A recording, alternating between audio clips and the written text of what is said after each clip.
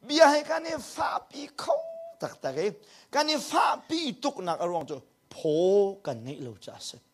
phô cần ngay lâu mà xem mò phô cần ngay cái này phil cha đi cái gì thì he nên sẽ nát chìm cái đồ ấy mini anin thang chết nát cái gì giống à phi ra nín bu giống à azay anin ti giống à hậu chung anh ta ốc sen căn phô se mi Giêsu chung anh ta ốc sen nang na thiên học dễ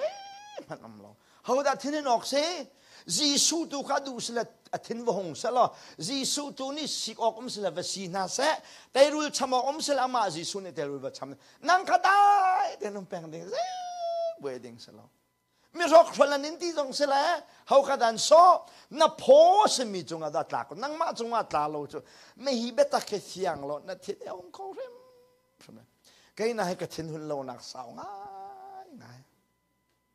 giờ qua nạc cái thiên hun big tiệt chân thong tháp bê tắc ninh chẳng lâu yên chim bắc đua chân alan tháp bắc mi cái gì hậu bảo hi mít mai dậu lâu bắc cái này xuôi nuôi ngầm mi huam mi giống cái gì chân cái zoom mi he cái phiang bắc phun ai phiang mi lắc anh ai phiang pol cái gì vậy mà là chân zoom na công tôi chân cả là thang ngay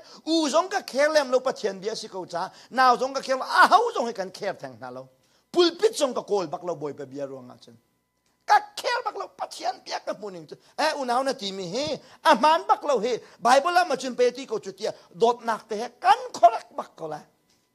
sinain dây đăng tí sabia cái tilo cắt thiên hồng xem lại lâu nô giống cái hào lại lâu cái nô cái hào lâu giờ nó nô cái hào lâu để chừng cái chúng á khảo mini khăn akan nô chia dùng ra cái ngày chết cha na hậu ni đã akan hem cái chúng mi khảo ni khăn akan hem cha nên mai ra hem lẽ nô cái tâm pi hem mi cái sao lâu chú chú biang thảo cho cái siêu cái gì thì nên sẽ nát chìm cái đủ mi sen